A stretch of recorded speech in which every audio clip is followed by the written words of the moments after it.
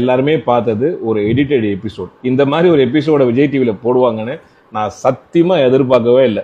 நான் ரொம்ப பிஸியாக எங்களுடைய வீட்டு திருமண விழாவில் இருந்தேன். விஜய் டிவியிலேருந்து எனக்கு கால் பண்ணி இந்த மாதிரி ஒரு ஷோ பண்ணுறோம், நீங்கள் கெஸ்ட்டாக வாங்க, இந்த மாதிரி உங்கள் வீட்டில் இருக்கிற நாய் பற்றி பேசுங்க, ஆஸ் அ டாக் லவராக வாங்க அப்படின்னு கூப்பிட்டாங்க. நான் சொன்னேன், ஆர்குமெண்ட்டாக இருந்தால் நான் தயவு செய்து வரல, நான் ரொம்ப பிஸியான ஒரு விஷயத்தில் இருக்கேன் அப்படின்னு. அதெல்லாம் இல்லை சார், ஆஸ் அ டாக் லவராக வந்து உங்கள் ஒப்பீனியன் மட்டும் சொல்லுங்க அப்படின்னு அவங்க சொன்னாங்க. அந்த கான்வர்சேஷன்லாம் நான் வச்சிருக்கேன். ஓகே, ஆனால் அங்கே போனால் என்னை சரியாக பேசவே விடலை.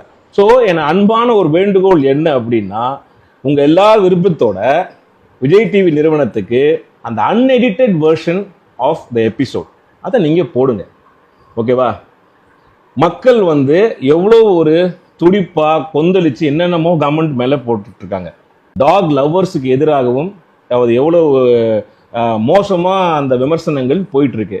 ஆக்சுவலாக நான் நிகழ்ச்சிக்கு வந்ததுக்கான முதன்மை காரணம் நான் வந்து டாக் மேலே வச்சிருக்கிற அன்பும் பற்றும் தான் முதல் காரணம். ரெண்டாவது, இந்த மாதிரியான ஒரு சென்சேஷனல் இஷ்யூ போயிட்டு இருக்கும்போது டாக் ஹேட்டர்ஸுக்கும் சரி, டாக் லவ்வர்ஸ்க்கும் சரி, பொதுவாக இந்த சமுதாயத்துக்கு நம்ம இந்த விஷயத்தில் ஒரு தீர்வு கிடைக்கும் அப்படின்ற ஒரு நம்பிக்கையில் தான், அதுவும் கோபியுடைய ஷோ அப்படின்னு நம்பிக்கையில் தான் நான் வந்து என்னோட நேரத்தை ஒதுக்கி அந்த இடைப்பட்ட நேரத்தில் வந்து அந்த நிகழ்ச்சிக்கு வந்து, அது எல்லாருக்குமே தெரியும். ஆச்சரியமே கேட்டாங்க, என்ன சார் வீட்டில் கல்யாணம் வச்சுட்டு நீங்கள் வந்தீங்களா நாய்க்காக அப்படிலாம் கேட்டாங்க.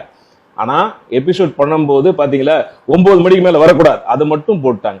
நல்லா நீங்கள் பாருங்கள், நான் சொல்லியிருக்கிற விஷயம் வந்து 3 பகுதியாக நான் பேசினது. ஒன்று வந்து நாயினுடைய குணம், ரெண்டாவது நம்முடைய பிஹேவியர், மூணாவது அதுக்கான தீர்வு.